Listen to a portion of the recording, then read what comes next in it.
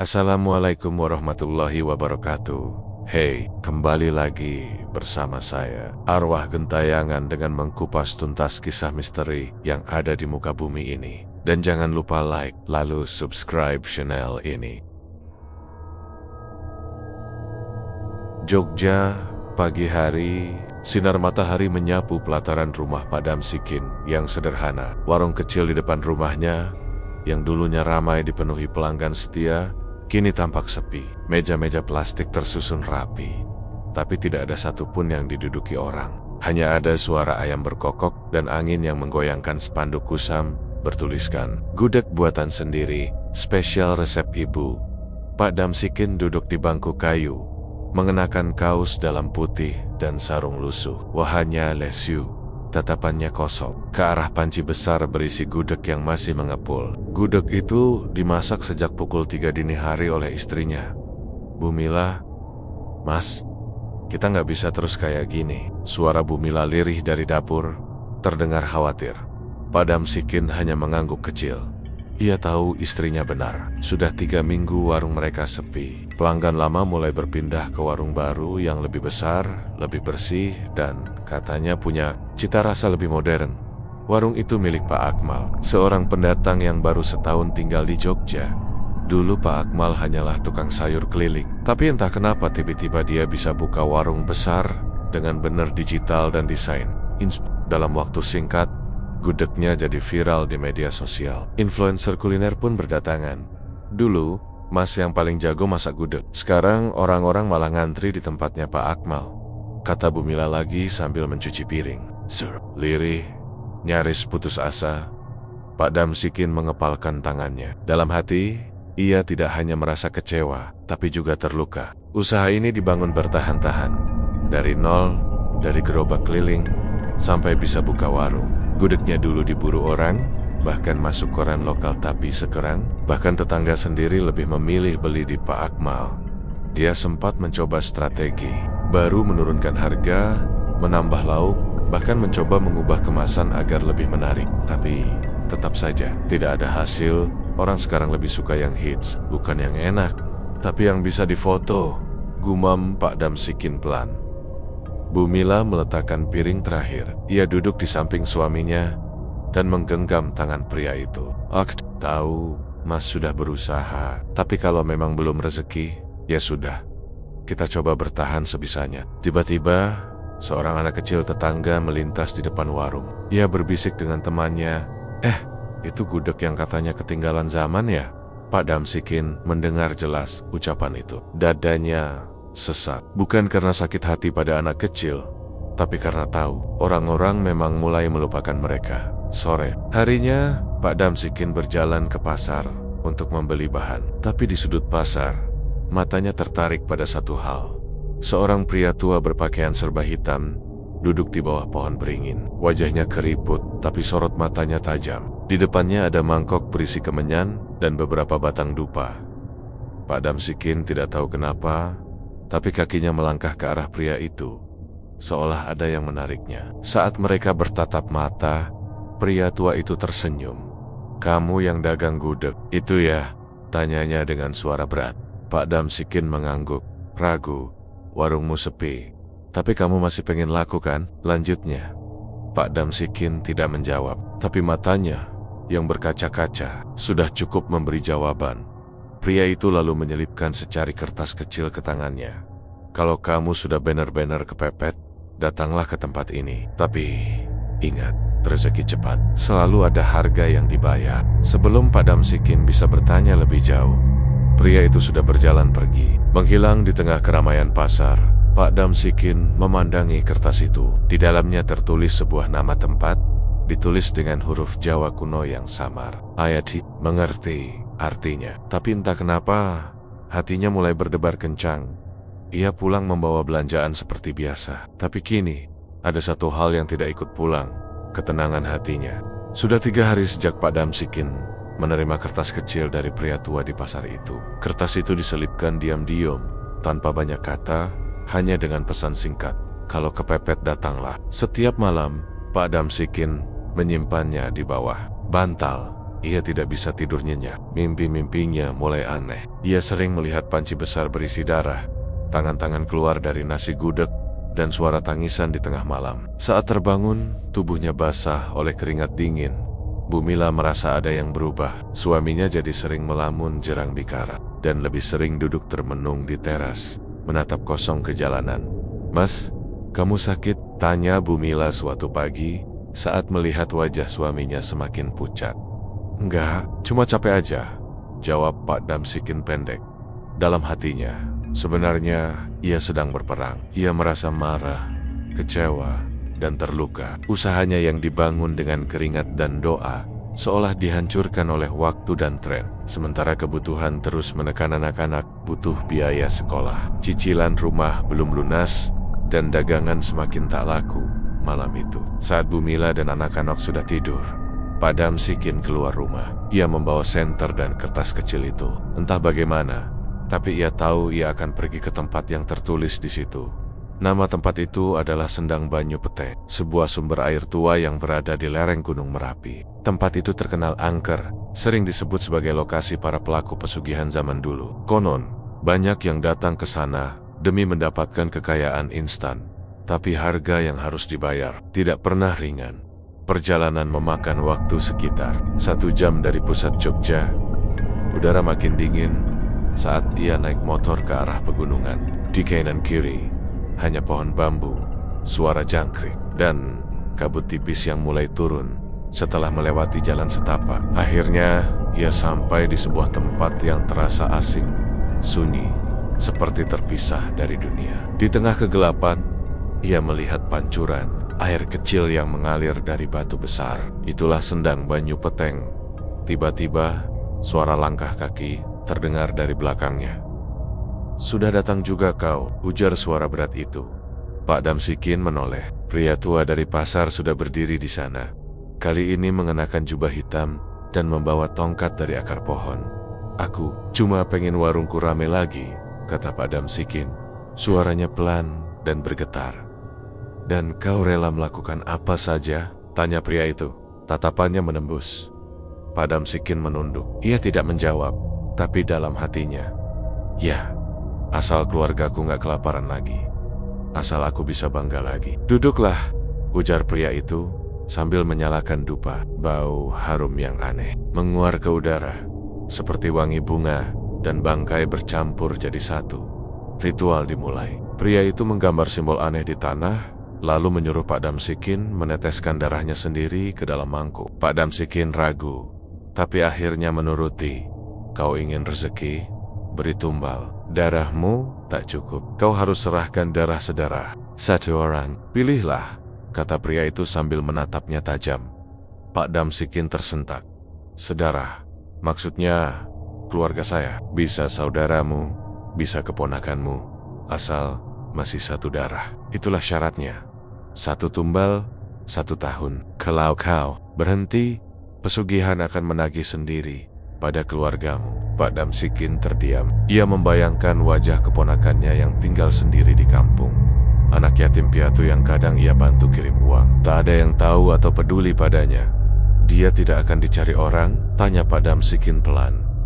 "Tidak akan. Semua ikon tampak seperti kematian biasa," jawab si pria tua, tersenyum tenang.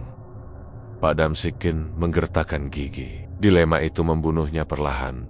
Tapi di sisi lain, ia terbayang warungnya kembali penuh. Pelanggan kembali datang. Anaknya bisa sekolah tinggi. Istrinya tersenyum lagi. "Baik, saya setuju," katanya akhirnya. Pria tua itu mengangguk puas. "Dalam 3 hari, warungmu akan ramai. Tapi dalam 3 hari juga, kau harus menyerahkan tumbal itu." Pak Damsikin menunduk. Ia sadar, ia baru saja melewati batas yang tak bisa. Tapi pikirannya terlanjur tertutup oleh harapan akan kemakmuran. Saat ia berjalan pulang, bulan tampak merah darah di langit. Angin terasa lebih dingin. Langkahnya terasa berat, seolah setiap langkahnya mendekatkan dirinya pada sesuatu yang gelap dan tak bisa diputar kembali. 3 hari setelah kunjungannya ke Sendang Banyu Peteng, kehidupan Pak Damsikin mulai berubah. Warung gudeg yang tadinya sepi seperti kuburan mendadak kembali hidup, tanpa promosi, tanpa selebaran, Tanpa unggahan di media sosial, pelanggan berdatangan begitu saja. Pagi-pagi, sudah ada yang antre. Siang, kursi penuh. Malam, mereka bahkan harus menolak pelanggan karena dagangan habis, Mas. Ini beneran terjadi? Kok bisa rame banget ya Allah? Ucap Bumila. Matanya berkaca-kaca. Ia terharu, merasa doa-doanya selama ini dijawab. Pak Damsikin hanya mengangguk kecil, tapi dalam dadanya, perasaan senang itu bercampur dengan rasa bersalah yang begitu berat. Ia teringat kejadian 2 malam sebelumnya, saat ia menyetir motor ke desa kecil tempat tinggal keponakannya, Roni, anak yatim piatu berusia 16 tahun. Sejak kecil, Roni memang dekat dengan keluarga Pak Damsikin. Kadang Roni menginap saat libur sekolah, membantu di warung, dan memanggil Pak Damsikin dengan sebutan Pak D. Tapi malam itu, bukan kasih sayang yang membawanya ke sana. Ia berdalih ingin mengajak Roni berlibur ke Jogja. Roni senang bukan main. Ia bahkan membawa jaket lamanya yang sudah bolong-bolong. Tapi dalam perjalanan, Pak Damsikin malah berbelok ke arah jalan gelap di pinggir hutan. Di situ, ritual kedua dilakukan. Tak ada yang melihat, tak ada yang mendengar. Dan tubuh Roni dikubur dalam lubang dangkal di tengah-tengah semak. Pak Damsikin tidak menangis. Tapi sejak malam itu, ia tidak bisa tidur nyenyak. Setiap memejamkan mata, ia melihat wajah Roni tersenyum polos dan berubah menjadi wajah pucat penuh darah. Namun anehnya, rasa bersalah itu sedikit demi sedikit tertutup oleh kesibukan warung yang meledak. Gudeg buatannya kini terasa lebih lezat. Entah kenapa, ia bahkan tak menambah bumbu atau resep. Tapi pelanggan menyebut rasa gudegnya lebih gurih, lebih nendang, dan bikin nagih. Aku biasanya nggak suka gudeg, tapi gudeg Pak Damsikin beda. Rasanya kayak susah dijelasin. Pokoknya enak banget, kata seorang mahasiswa yang datang hampir tiap malam. Tak hanya ramai, omset Pak Damsikin juga naik drastis. Dalam seminggu, ia bisa membeli kulkas baru, memperbaiki dapur, bahkan menabung untuk merenovasi warung. Bumila semakin senang, tapi juga mulai merasa aneh. Ia beberapa kali mencium bau amis dari panci gudeg, terutama saat dini hari. Bahkan melihat ada belatung kecil di lantai dapur yang tiba-tiba hilang sendiri. Aneh ya Mas, padahal kita masak pakai bahan yang sama, tapi baunya suka beda, kata Bumila suatu malam. Pak Damsikin berpura-pura tak dengar. Ia pura-pura sibuk menyapu halaman. Namun keanehan terus berlanjut. Suatu malam, seorang pelanggan perempuan mendadak pingsan setelah makan. Ia terbangun sambil berteriak histeris. Katanya ia melihat anak kecil berdiri di belakang etalase. Wajahnya pucat dan penuh luka anak itu. Nangis. Dia bilang, "Tolong selamatkan aku dari dalam panci." Teriak sambil menangis. Orang-orang mengira perempuan itu kerasukan atau stres. Tapi itu bukan satu-satunya kejadian. Seorang bapak parubaya yang makan di warung. Pak Damsikin juga pernah tiba-tiba muntah darah usai menyantap gudeg. Tapi anehnya, setelah pulang dan dibawa ke rumah sakit, hasil tesnya bersih, tak ada masalah apapun. Kejadian-kejadian ini membuat sebagian pelanggan takut, tapi justru membuat yang lain makin penasaran.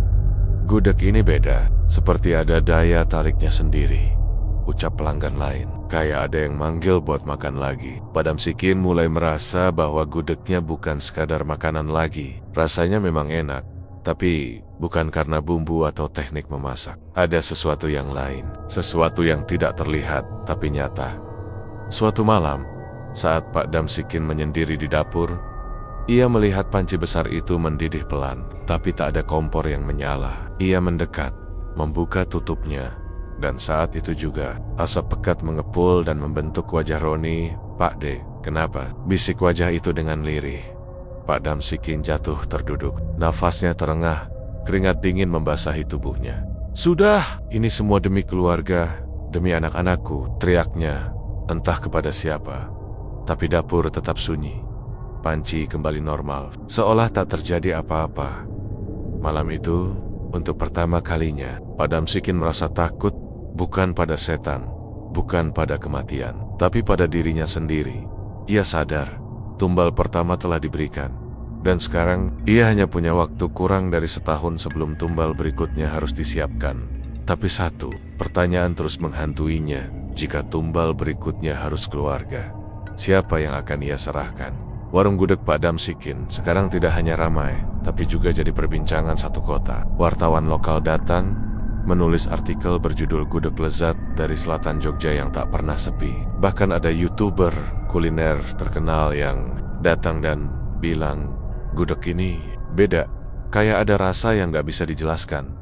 Rasanya menggoda tapi juga ngeri. Pak Damsikin cuma tersenyum di depan kamera. Tapi saat kamera mati dan malam datang, senyum itu berubah jadi gelisah. Waktu berjalan cepat. Tak terasa sudah 8 bulan berlalu sejak tumbal pertama Roni dikorbankan. Syarat pesugihan yang pernah diucapkan pria tua di Sendang Banyu Peteng terus terngiang. 1 tahun, 1 darah. Kalau kau berhenti, keluargamu yang akan diambil. Pak Damsikin mulai gelisah. Semakin hari, bayangan Roni semakin sering muncul dalam mimpi. Kadang berdiri di sudut dapur, kadang duduk di pojok warung, kadang hanya terdengar suara tangisnya di kamar mandi. Ia tahu waktunya hampir habis. Malam itu, ia duduk di teras. Langit Jogja tampak gelap. Bulan mengintip separuh dari balik awan. Ia merokok dalam diam, sementara pikirannya melayang pada satu nama Rahayu, adiknya satu-satunya. Rahayu tinggal di Bantul bersama suaminya dan anak semata wayangnya yang baru berusia 3 tahun. Mereka hidup sederhana, tapi bahagia. Rahayu sering mengirim pesan lewat WhatsApp, bertanya kabar, bahkan sering mengirimkan video lucu anaknya. Di mata Pak Damsikin, Rahayu adalah satu-satunya keluarga yang benar-benar menyayanginya tanpa pamrih. Tapi kini, ia malah berpikir menjadikannya tumbal. Masa aku harus ngorbanin Rahayu? Gumamnya sendiri, menandok lesu. Apa nggak ada cara lain? Namun saat ia mencoba mengabaikan, kejadian-kejadian ganjil mulai terjadi. Anaknya yang bungsu, Nina, tiba-tiba sakit keras. Dokter bilang itu hanya flu berat. Tapi malam hari, tubuhnya panas seperti terbakar. Bibirnya membiru, dan dari mulutnya keluar lendir hitam. Bumila panik, menangis sambil terus mengompres kepala anak mereka. Tapi Pak Damsikin tahu, ini peringatan. Malam itu juga, ia pergi ke pasar, mencari si pria tua. Ia temukan pria itu di tempat biasa, duduk di bawah pohon beringin, menyalakan dupa. Aku belum siap ngasih tumbal, ucap Pak Damsikin setengah memohon. Pria itu hanya tertawa pelan. Kalau kau tak beri, maka pesugihan akan ambil sendiri. Dan yang diambil biasanya yang paling kau cintai.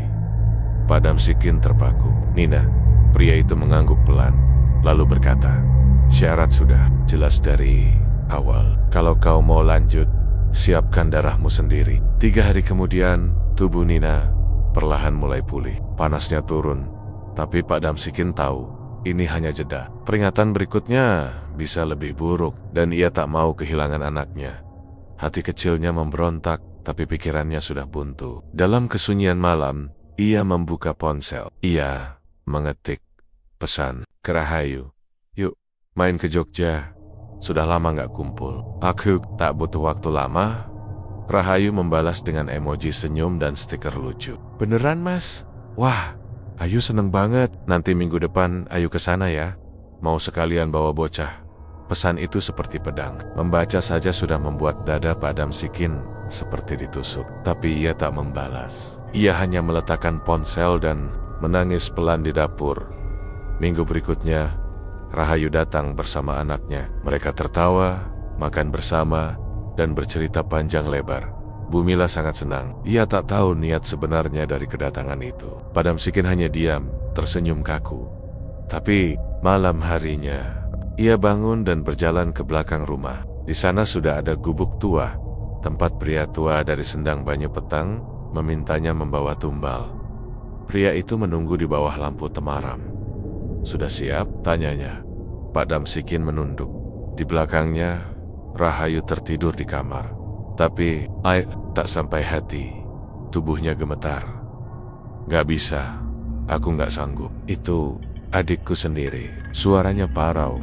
Pria itu mendekat. Kalau begitu, jangan salahkan jika sesuatu terjadi pada Nina. Pilihannya ada padamu. Pak Damsikin menatap tanah. Matanya merah, pikirannya porak-poranda. Tiba-tiba, dari dalam rumah terdengar suara jeritan. Mas, Nina kejang lagi. Tanpa pikir panjang, Pak Damsikin berlari masuk. Ia melihat Nina menggigil hebat. Tubuhnya panas, matanya berputar. Bumila menangis panik. Rahayu ikut membantu menyeka keringat keponakannya. Mungkin dia kerasukan, Mas, kata Bumila. Pak Damsikin menatap Nina dalam wajah anak kecil itu. Ia melihat sekilas wajah Roni. Kalau kau berhenti, pesugihan akan menagih sendiri pada keluargamu. Tangisnya pecah di dalam hati. Ia tahu waktunya sudah benar-benar habis. Ia harus memilih mengorbankan adiknya atau kehilangan anaknya sendiri. Pilihan yang tak manusiawi. Tapi begitulah harga pesugihan. Tidak pernah murah, tidak pernah adil. Malam itu menjadi malam paling kelam dalam hidup Pak Damsikin. Nina masih tergolek lemah di kasur. Napasnya tersengal, matanya setengah terbuka. Bumila terus membisikkan doa di telinga putrinya sambil menangis terseduh. Di sudut ruangan, Rahayu duduk panik, memegangi tangan kecil keponakannya dengan cemas. Pak Damsikin berdiri di tengah kamar, matanya kosong, tubuhnya seperti batu. Ia tahu ini bukan sakit biasa. Ini adalah peringatan terakhir. Ia hanya punya dua pilihan, korbankan adiknya atau anaknya akan mati. Perjanjian dengan pesugihan tidak bisa dibatalkan, tidak bisa dinego, tidak bisa ditawar. Pagi harinya Bu Mila mengajak Nina ke rumah sakit. Pak Damsikin menyuruh mereka pergi duluan. Katanya ia ingin membersihkan warung dan menutup sementara. Tapi setelah mereka pergi, ia masuk ke kamar belakang. Di sana, Rahayu sedang melipat pakaian anaknya, tertawa kecil melihat kaos kecil bergambar kartun. Mas, ini bocah malah ngompol semalam. Habis, mungkin dia terlalu senang diajak ke kota, katanya sambil tertawa. Pak Damsikin diam. Matanya berkokok-kokah. Yuk, ayo bantuin bersih-bersih dapur. Lumayan buat olahraga pagi, ucapnya. Mencoba. Terdengar biasa. Rahayu mengangguk, membawa anaknya yang masih tertidur ke ruang depan, lalu mengikuti kakaknya ke dapur. Di sana, suasana berubah. Pak Damsikin berdiri di dekat panci gudeg besar yang kosong. Wajahnya dingin, tatapannya tak seperti biasanya. Rahayu melihat keanehan itu dan mulai curiga. Mas, kenapa wajahmu pucat banget? Pak Damsikin menggenggam pisau besar di bawah meja. Tangannya gemetar. Ia ingin melangkah, tapi kakinya tak bisa digerakkan. Dalam benaknya terlintas semua kenangan masa kecil. Bagaimana Rahayu dulu menari dengan boneka dari daun pisang. Bagaimana dia menjerit ketakutan saat petir dan memeluk kakaknya. Bagaimana ia pernah berkata, Mas Damsikin itu pahlawan Ayu. Walau kita hidup susah, Mas selalu jaga Ayu. Kata-kata itu menghantamnya seperti palu. Dan saat pisau itu terangkat, tangannya berhenti di udara. Ia jatuh berlutut, menangis, menggigil. Aku gak sanggup. Aku gak bisa, Ayu. Ampun, isaknya lirih. Rahayu terkejut, lalu berlari menghampiri kakaknya. Mas, kenapa? Ya Allah, Mas kenapa? Tapi sebelum ia sempat mendekat, semua lampu rumah padam. Angin dingin tiba-tiba bertiup dari arah panci besar. Api kompor menyala sendiri. Dan dari dalam panci kosong itu, keluar asap hitam pekat. Asap itu naik, berputar-putar di langit-langit dapur. Lalu perlahan membentuk sosok tubuh kecil. Itu Roni. Tubuhnya berdarah. Matanya kosong. Wajahnya pucat. Ia menatap Pak Damsikin tajam. Tapi suaranya datar dan lirih. Pak De, waktu habis. Kamu gagal kasih tumbal. Tiba-tiba, asap membesar. Suara-suara tangisan muncul dari segala arah. Rahayu menjerit. Ketakutan. Dapur terasa seperti neraka. Panci mendidih meski tak diisi apapun. Bau amis darah memenuhi ruangan. Dan di tengah kekacauan itu, suara lelaki tua terdengar dari arah pintu belakang. Damsikin, kau melanggar perjanjian. Pak Damsikin menoleh. Si pria tua dari Sendang Banyu Petang berdiri tegak. Matanya merah menyala. Tak ada tumbal. Maka keluarga jadi ganti. Dan sekarang, mereka akan kuambil semua. Cedok, teriak Pak Damsikin. Ia berlari ke arah dapur, mencoba menutupi Rahayu, melindunginya dari kabut hitam yang merayap di lantai. Tapi terlambat.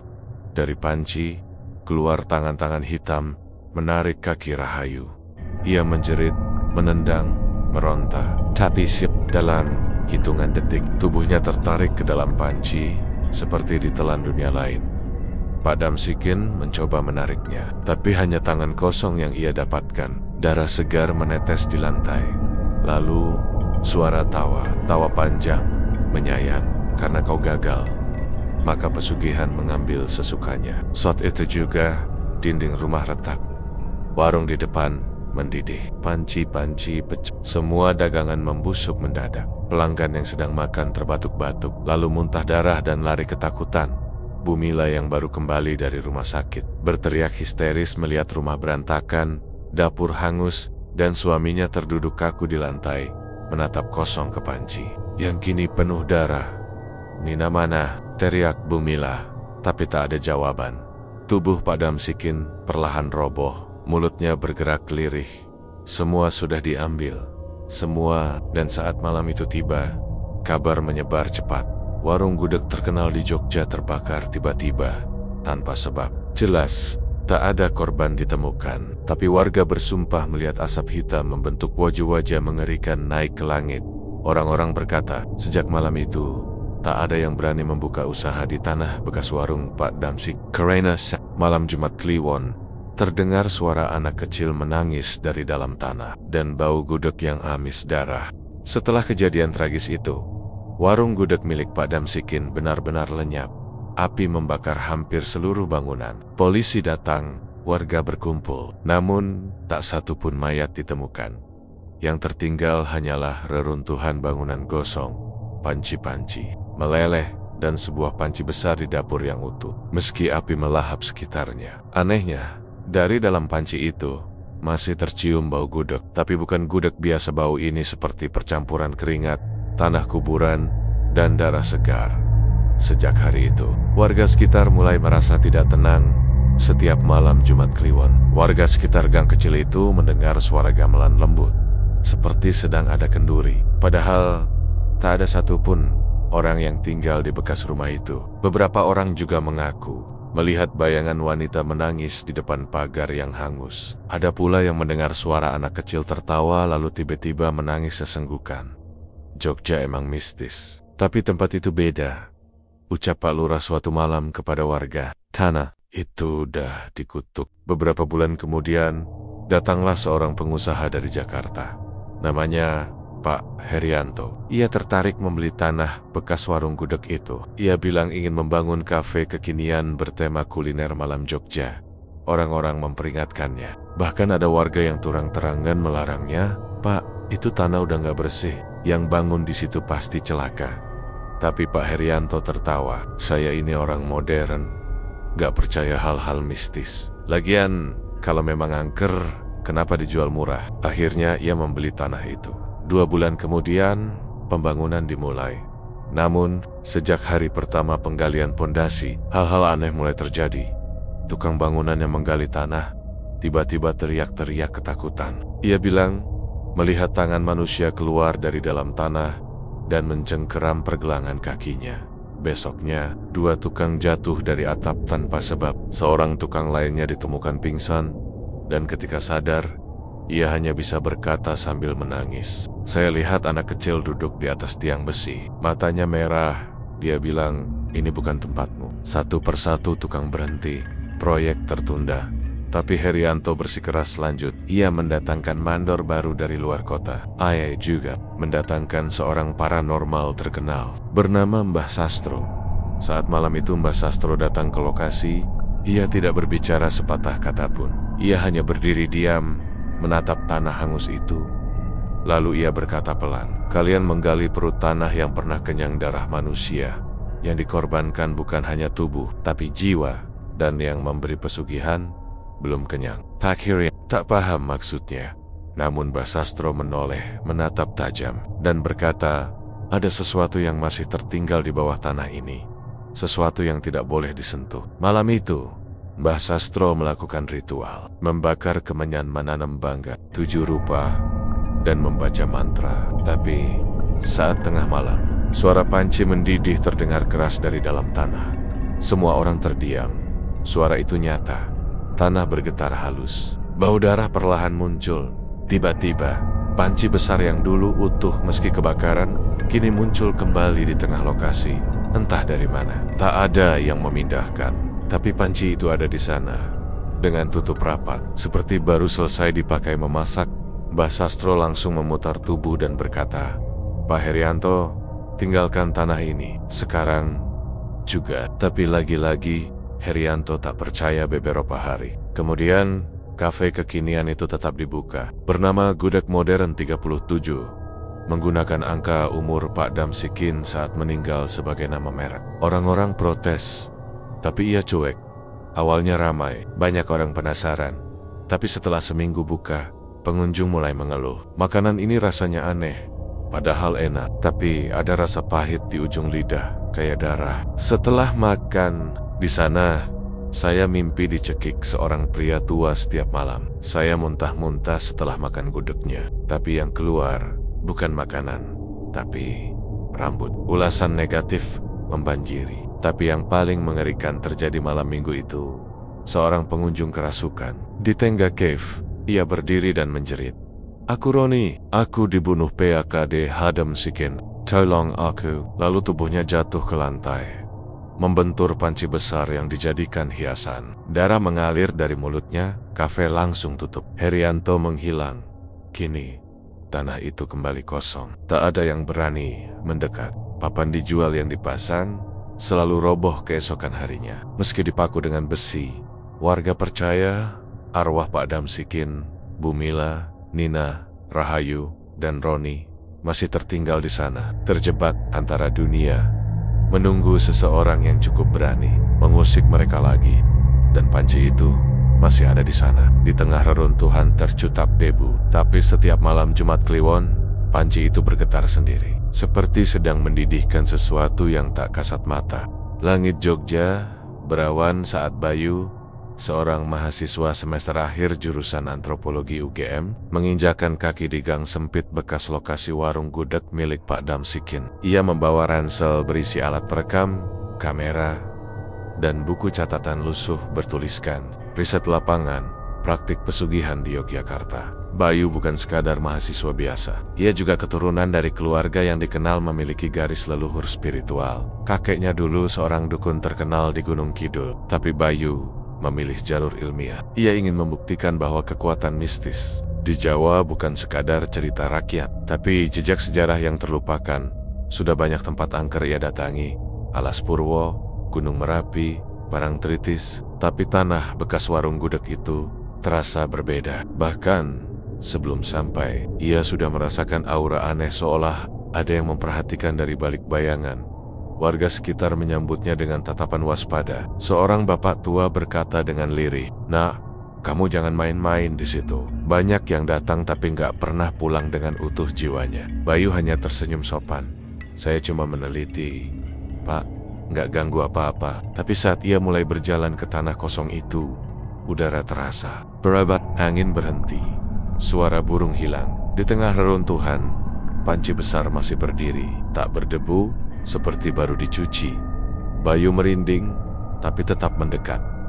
Ia membuka kamera dan mulai merekam. Tiba-tiba, layar kamera bergoyang sendiri. Kemp menjadi kabur, lalu terdengar suara sayup, "Aku lapar." Bayu kaget. Ia menoleh ke sekeliling.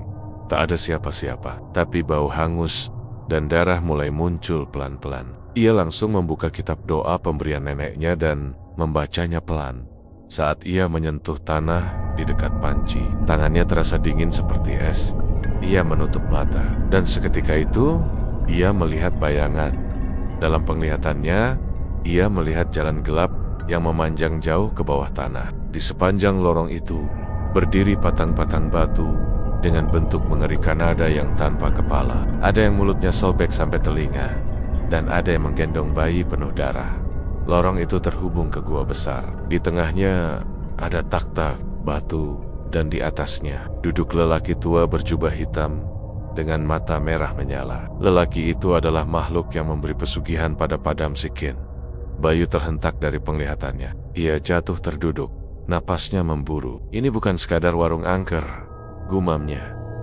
"Ini salah satu gerbang pesugihan jalur Jogja." Malamnya, Bayu kembali ke kosan. Ia membuka buku-buku kuno tentang jalur pesugihan di Jawa. Ia menemukan sesuatu yang mencengangkan. Di Jogja, ada 5 titik pesugihan utama yang terhubung dalam pola bintang 5. Dan Tanah warung guduk itu berada tepat di titik utara titik pertama yang biasa digunakan untuk tumbal darah keluarga. Pola ini dikenal sebagai Ritual Lima Sagi dan hanya bisa dilakukan oleh mereka yang berani mengorbankan yang paling. Mereka Sintai Bayu menggambar peta di buku catatannya.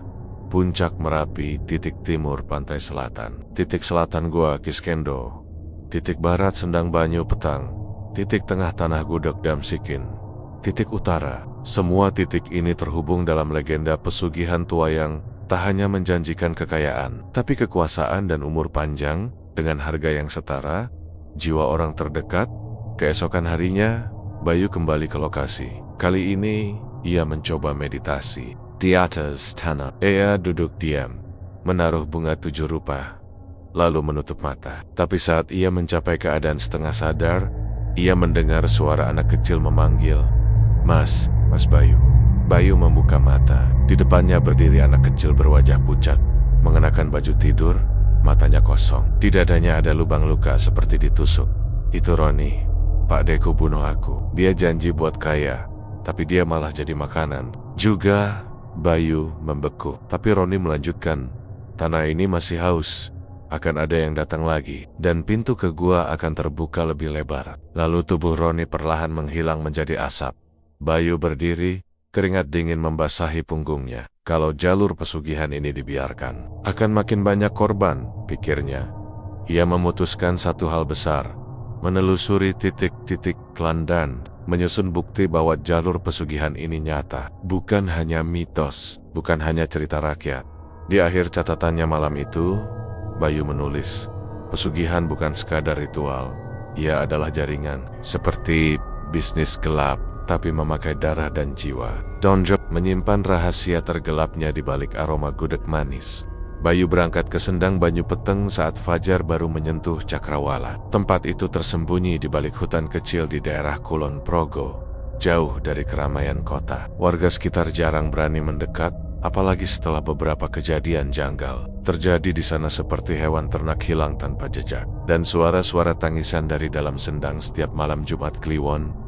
Bayu melangkah perlahan melewati jalan, setapak yang hanya muat untuk satu orang. Semak liar menjulur Siala Menkoba, menghentikannya. Udara dingin terasa menusuk, meski matahari mulai naik. Tapi Bayu sudah bertekad.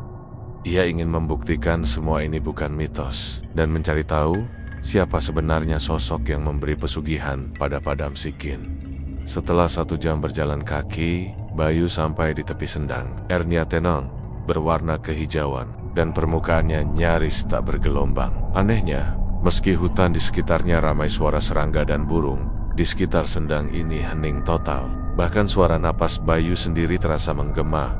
Di pinggir batu sendang, ada pohon beringin tua dengan akar menjulur ke dalam air. Bayu duduk di bawahnya, membuka catatannya, dan mulai membaca mantra perlindungan dari neneknya. Ayah lalu bunga 7 rupa, membakar kemenyan, dan menatap air sendang dalam-dalam. Tak lama kemudian, air di permukaan mulai beriak sendiri, seperti ada sesuatu yang bergerak dari dalam. Suhu sekitar menurun drastis. Bayu memejamkan mata, dan ia mulai mendengar suara langkah kaki dari balik hutan. Dari arah utara, seorang lelaki tua muncul. Bajunya kompong camping, kulitnya keriput, tapi matanya merah menyala. Ia membawa tongkat kayu berlumut. Ia berjalan pelan, namun setiap langkahnya seperti membuat tanah bergetar halus. "Kamu datang mencari siapa?" tanya lelaki itu. Suaranya berat dan bergema. Bayu menelan ludah. "Saya mencari kebenaran tentang pesugihan yang dilakukan di tempat ini, dan siapa yang memberikannya pada almarhum Damsikit." Lelaki itu tersenyum tipis. "Berarti kamu mencari aku?" Bayu terdiam. Ini dia sosok pemberi pesugihan itu. Tapi ia bukan jin, bukan siluman. Ia terlihat seperti manusia biasa, tapi hawa yang keluar darinya begitu dingin dan menekan. "Namaku tak penting," ujarnya, "tapi manusia menyebutku banyak nama. Mbah Pecut, si lelaki di Sendang, penunggu Banyu Petang, dan bagi mereka yang membuat perjanjian denganku, aku adalah harapan dan kematian." Bayu mencoba tetap tenang. "Kenapa kau membantu manusia dengan syarat tumbal jiwa?" Lelaki itu duduk di batu dekat air, menatap Sendang dengan sorot kosong. "Karena manusia rakus, Mereka selalu datang padaku. Aku hanya memberi apa yang mereka minta. Kekayaan, kedai ramai, pelanggan tak pernah habis, gudeg terenak. Tapi Samuel 8, harga, dan Pak Damsikin, tanya Bayu perlahan. Ia datang dengan air mata, miskin, dihina, bahkan saudaranya sendiri tak mau menolong. Lalu ia menyerahkan keponakannya, Roni, sebagai tumbal. Aku beri dia warung sukses, tapi dia ingin lebih. Maka istrinya pun menyerahkannya padaku secara tak sadar. Kenapa akhirnya mereka semua mati terbakar? Lelaki itu menatap tajam lalu menjawab, karena mereka melanggar perjanjian. Dia ingin kabur dari kesepakatan, ingin menebus dosa, padahal sudah menandatangani kontrak dengan darah. Jiwa mereka sekarang masih di sini, terjebak abadi. Bayu menggenggam tangannya kuat. Kalau begitu, aku ingin membebaskan mereka, termasuk Roni. Lelaki tua itu tertawa kecil. Kamu kira bisa? Kamu bukan dukun. Kamu hanya mahasiswa sok berani. Tiba-tiba, air sendang bergolak. Dari dalam Nia, muncul bayangan tubuh-tubuh tenggelam Pak Damsikin, Bumila, Rahayu, dan Roni. Wajah mereka penuh luka, seperti daging terbakar. Tapi mata mereka memohon, tolong kami. Suara Roni bergema. Bayu tahu saat itu, mereka masih belum tenang. Arwah mereka terjebak dalam kontrak pesugihan, dan hanya bisa dibebaskan jika jalur pesugihan ini diputus. Ia memejamkan mata dan mengucap doa, bukan dari buku tapi dari hati. Ia berseru pada leluhurnya, memohon perlindungan. Tiba-tiba, tongkat neneknya yang selalu ia simpan di tas ransel bergetar. Ia mengangkatnya dan menusukkannya ke tanah di tepi sendang. Suara keras meledak. Air sendang menyembur ke atas. Lelaki tua itu menjerit, "Kau buka gerbangnya, kau gila." Namun sesaat kemudian, sendang menjadi tenang kembali. Lelaki tua itu beringin tua patah sendiri, dan dari dalam air, tubuh Roni pelan-pelan muncul, lalu hancur menjadi kabut cahaya. Ia tersenyum sebelum lenyap. Bayu menengus. Ia berhasil menyelamatkan satu jiwa. Tapi masih ada titik lain, masih ada arwah lain yang terjebak. Malam itu, di buku catatannya, Bayu menulis, "Aku baru menyingkap satu pintu. Masih ada 4 jalur pesugihan lain yang aktif. Kalau ini terus berlanjut, Jogja akan tenggelam dalam kekuatan gelap yang tidak bisa dikendalikan." Setelah kejadian di Sendang Banyu Peteng, Bayu pulang ke Jogja dengan tubuh lelah dan pikiran berkecamuk. Ia berhasil melepaskan satu jiwa Roni dari jerat pesugihan. Tapi itu baru 1 dari 5 titik. Yang lainnya masih aktif. Dan ayah tahu, setiap hari ada kemungkinan jiwa baru jadi tumbal. Bayu merasa waktu tidak banyak. Di kosannya yang sempit, ia membuka buku catatan. Di sana tergambar 5 titik jalur pesugihan dalam bentuk bintang. Sendang Banyu Peteng tengah tanah gudeg, Damsikin utara puncak Merapi timur, Gua Kiskendo barat pantai selatan-selatan. Ia menatap titik yang belum disentuh, tapi malam itu takdir menuntunnya ke jalur lain, bukan dari peta, tapi dari ketukan di pintu. Tok, tok, tok, pelan, tapi jelas. Jam menunjukkan jam 1:17 dini hari. Dengan perasaan aneh, Bayu membuka pintu. Di luar berdiri seorang perempuan muda, usia sekitar akhir 20-an. Wajahnya tirus, matanya sembab, tapi dalam tatapannya ada kekuatan besar yang tersembunyi. "Kamu Bayu?" tanyanya pelan. "Aku Sinta, anak dari kakaknya Pak Damsikin." Bayu terpaku. Ia tidak tahu Pak Damsikin punya keponakan lain. "Aku tahu semua yang terjadi. Aku datang bukan cuma untuk cerita, tapi karena aku punya bagian dalam ini semua." Mereka duduk di ruang tamu kecil. Sinta membuka tasnya dan menunjukkan sebuah buku tua berbalut kain kafan. Di dalamnya ada tulisan tangan dan gambar simbol-simbol pesugihan. Salah satu halaman bahkan berisi sketsa wajah lelaki tua penunggu sendang. "Ini warisan keluarga kami," kata Sinta. "Pak Damsikin bukan orang pertama di keluargaku yang melakukan pesugihan. Kakek kami dulu juga melakukannya. Dan ibuku adik Pak Damsikin adalah tumbal pertama. Karena itu aku lahir dalam kutukan." Bayu terdiam, mendengarkan. "Aku punya tanda lahir di dada, seperti bekas luka bakar," kata nenek.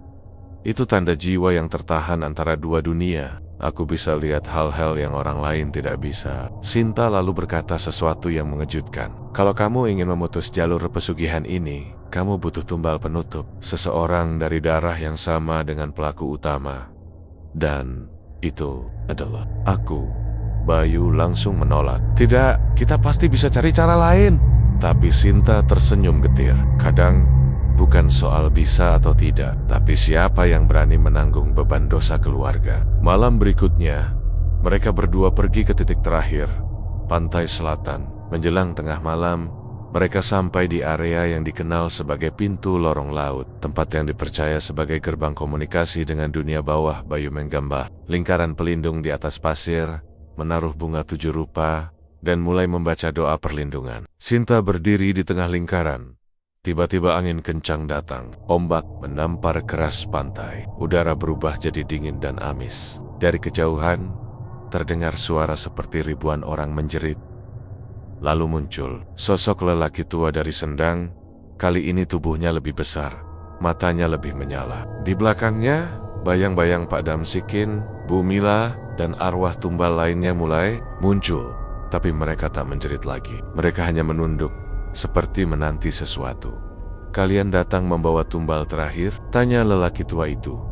Sinta melangkah maju. Ambil aku, tapi bebaskan semua. Hentikan jalur ini. Kembalikan tanah Jogja seperti semula. Bayu berteriak, jangan! Kita bisa, namun terlambat. Sinta menusukkan pisau kecil ke dadanya sendiri, tepat di atas tanda lahirnya. Darahnya jatuh ke pasir, lalu diserap ke dalam lingkaran ritual. Suara ledakan gaib terjadi. Lelaki tua itu menjerit, cahaya putih keluar dari tubuh Sinta, menyebar ke segala arah. Dalam hitungan detik, bayang-bayang para arwah berubah menjadi asap putih dan melayang ke langit. Lelaki tua itu menatap Bayu untuk terakhir kalinya. Kalian telah memutuskan satu jalur, tapi masih ada ribuan jalur lain di dunia ini. Lalu ia menghilang, bersama badai dan bayangan malam. Pagi harinya, Bayu duduk di pasir dengan mata merah. Tubuh Sinta terbaring tenang, seperti sedang tidur, tapi wajahnya tersenyum, damai. Burung-burung mulai berkicau. Matahari terbit. Pesugihan nasi gudeg Yogyakarta telah berakhir. 2 minggu kemudian, Bayu menerbitkan hasil risetnya sebagai artikel panjang di jurnal kampus, berjudul Pesugihan Kuliner. Studi kasus warung gudeg dan jalur mistis Yogyakarta. Ia tak menyebut nama asli Pak Damsikin atau Sinta, tapi menyisipkan kutipan terakhir dari buku tua keluarga mereka. Kekayaan yang datang tanpa kerja keras adalah pinjaman dari neraka, dan setiap pinjaman harus dibayar. Kini, bekas warung gudeg itu sudah dibangun menjadi taman kecil. Tak ada lagi aroma gudeg di sana, hanya angin sejuk, bunga-bunga liar, dan suara burung yang bebas berkicau seperti jiwa-jiwa yang akhirnya dibebaskan.